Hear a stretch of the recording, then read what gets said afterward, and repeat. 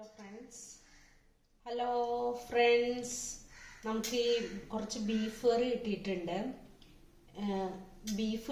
കേട്ടോ നമുക്ക്. അപ്പോൾ ഈ ബീഫ് വെച്ചിട്ട് നമുക്കൊന്ന് ബീഫ് കറി ഉണ്ടാക്കിയാലോ. അതിനാദ്യം തന്നെ നമുക്ക് ഇച്ചിരി ഉപ്പിട്ട് കൊടുക്കാം. ഉപ്പിട്ട് കൊടുത്തിട്ടുണ്ട് കേട്ടോ. ഇച്ചിരി വേപ്പില ഇട്ട് കൊടുക്കാം.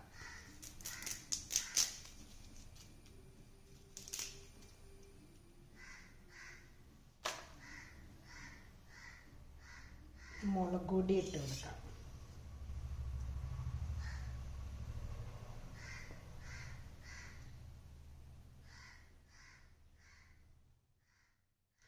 മുളക് പൊടിയൊക്കെ ഇടുമ്പോഴേ ഞങ്ങൾക്കൊക്കെ ഇച്ചിരി എരിവ് ആവശ്യം കേട്ടോ. അപ്പം അതായിരുന്നു ഇച്ചിരി 4 മുളക് ഇട്ട് കൊടുത്തിട്ടുണ്ട് കേട്ടോ. നമുക്ക് മല്ലിപ്പൊടി ഇട്ട് കൊടുക്കാം.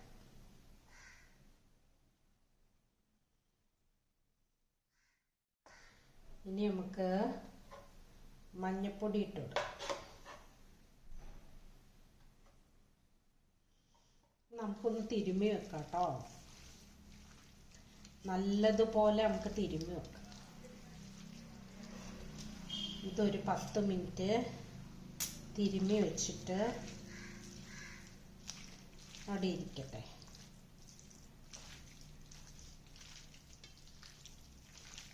നമ്മൾ ഇറച്ചി മീനൊക്കെ വെക്കുമ്പോൾ ഒരു 10 മിനിറ്റെങ്കിലും തിരുമ്മി വെക്കണം, എന്നിട്ട് വേണം ഉണ്ടാക്കാൻ.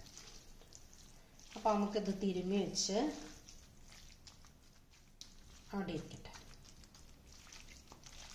നല്ലോണം ഉപ്പും മുളകും ഒക്കെ ഒന്ന് പിടിക്കട്ടെ കേട്ടോ. അത്ര നേരം അതവിടെ ഇരിക്കട്ടെ.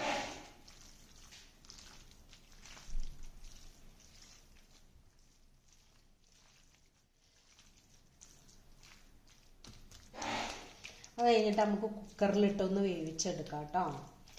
ഒരു ബീഫൊക്കെ ആകുമ്പോൾ ഒരു 10-20 മിനിറ്റ് ആവശ്യമാണ് ബീഫ് വേവിച്ചെടുക്കാൻ. വിസിലല്ല ഞാൻ നോക്കണേ, ഞാൻ സമയമാണ് നോക്കണേ. അപ്പോൾ ഒരു 20 മിനിറ്റ്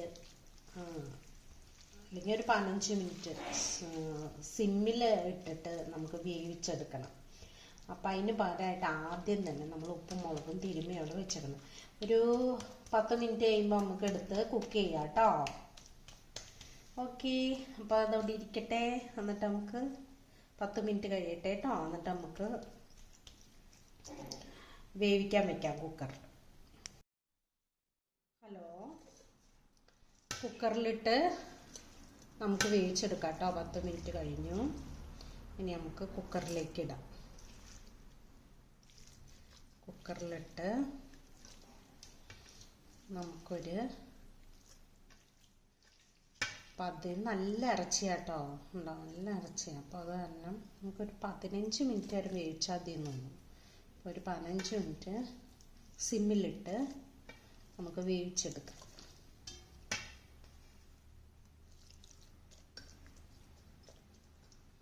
അടുപ്പത്ത് വയ്ക്കാൻ പോവാം കേട്ടോ. ഗ്യാസിൽ വെച്ച് ഒരു 15 മിനിറ്റ് കഴിയുമ്പോൾ കുക്കറിൽ വെച്ച് നമുക്ക് വേവിച്ചെടുത്തിട്ട് വരാം. വേവിക്കാൻ വെക്കട്ടെ കേട്ടോ. ഒരു 15 മിനിറ്റ് അവിടെ ഇരുന്ന് വേവട്ടെ കേട്ടോ. ഒരു വിസിൽ കേട്ട് കഴിയുമ്പോൾ ഒന്ന് സിമ്മിലിട്ട് 15 മിനിറ്റ് വരെ വെച്ചേക്കണം. അപ്പോൾ അവിടെ ഇരുന്ന് ഒന്ന് വേവട്ടെ കേട്ടോ. ഹലോ, നമുക്ക് എന്തൊക്കെയാണ് വേണ്ടതെന്ന് പറയട്ടെ.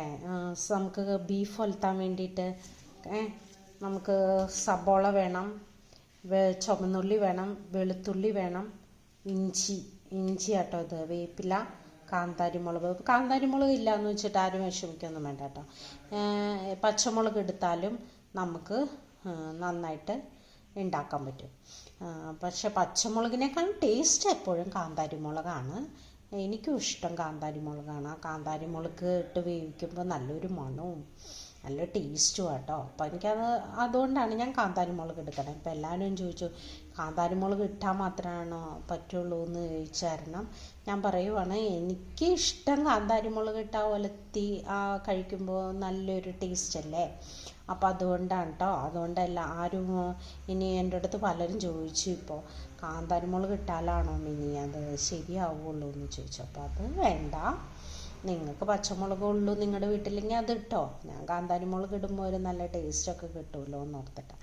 നമുക്കിനി ഇഞ്ചിയും വെളുത്തുള്ളിയും സവോളയും നമ്മുടെ കാന്താരി മുളകും എല്ലാം ഇട്ടൊന്ന് ക്രഷ് ചെയ്തിട്ട് വരാട്ടോ. അപ്പോഴത്തേക്കും നമ്മുടെ ഇറച്ചി വെന്തിട്ടുണ്ടാവും. നമുക്കതും എടുത്തിട്ട് നമുക്കൊന്ന് ഒലത്തിയെടുക്കാം. അപ്പോൾ ആദ്യം തന്നെ ഇതൊന്ന് ക്രഷ് ചെയ്തിട്ട് വരട്ടെ.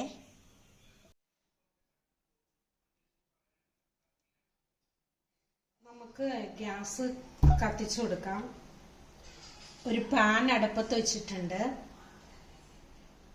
നമുക്ക് എന്നിട്ട് അതിലേക്ക് കുറച്ച് വെളിച്ചെണ്ണ ഒഴിച്ചു കൊടുക്കാം.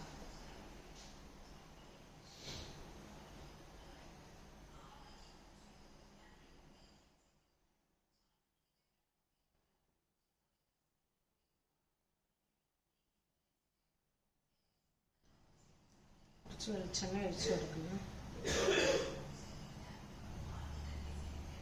വെളിച്ചെണ്ണ ഒന്ന് ചൂടാവട്ടെ കേട്ടോ.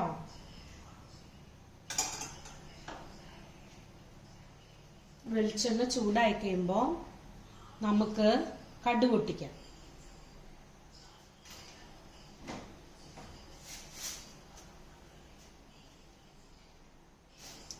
വെളിച്ചെണ്ണ ചൂടായിട്ടുണ്ട്. അപ്പോൾ നമുക്കൊരു സ്പൂൺ കടുകിട്ട് പൊട്ടിക്കാം.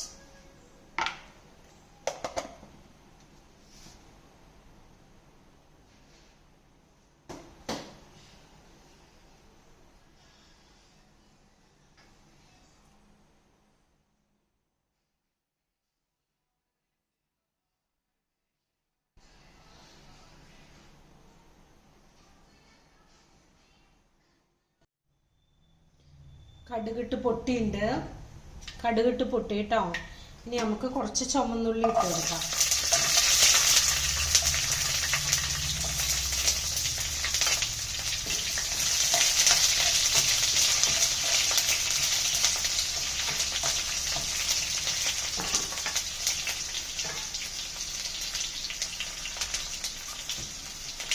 ചുവന്നുള്ളിയുടെ ഒപ്പം നമ്മൾ ക്രഷ് ചെയ്ത് വെച്ചില്ലേ കുറച്ച് സാധനങ്ങൾ, ഇഞ്ചി,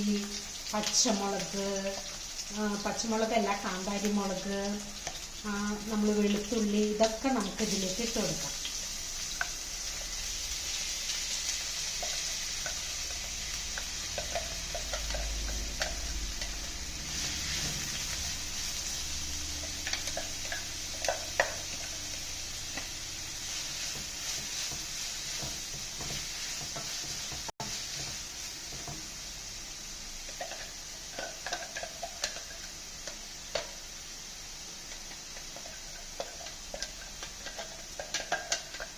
ഇതിൻ്റെ പച്ചമണം മാറുന്ന വരെ അവിടെ കിടന്നൊന്ന് വഴറ്റിട്ട് കേട്ടോ. നല്ലോണം വഴന്നു വരുമ്പോൾ നമുക്ക് നമ്മുടെ ബീഫ് ഇട്ട് കൊടുക്കാം. അപ്പോൾ അവിടെ കിടന്നൊന്ന് പച്ചമണം മാറട്ടെ. ഇത്ര നേരം നമുക്ക് അവിടെ ഇരിക്കട്ടെ. ഇച്ചിരി നേരം അതിൻ്റെ പച്ചമണം മാറാൻ കുറച്ച് നേരം കഴിഞ്ഞപ്പോൾ പച്ചമണം ഇച്ചിരി ഇതായി കഴിയുമ്പോൾ നമുക്ക് അതിലേക്ക് ഒരു സ്പൂൺ കുരുമുളക് പൊടി ഇട്ട് കൊടുക്കാം. കുരുമുളക് പൊടി ഇട്ടിട്ടുണ്ട് കേട്ടോ. എന്നിട്ട് ഒന്ന് ഇളക്കി കൊടുക്കാം. ഇളക്കിയിട്ടുണ്ട്.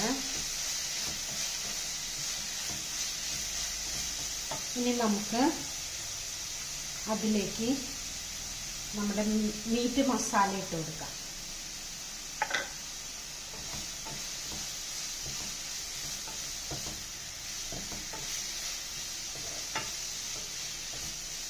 മീറ്റ് മസാല ഇട്ട് കൊടുത്തിട്ടുണ്ട്. ഇനി നമുക്ക് നമ്മൾ വേവിച്ച് വെച്ച ബീഫില്ലേ നമ്മൾ വേവിച്ച് വെച്ച ബീഫ്, ആ ബീഫ് എടുത്തിട്ട് ഇതിലേക്ക് ഇട്ട് കൊടുക്കാം.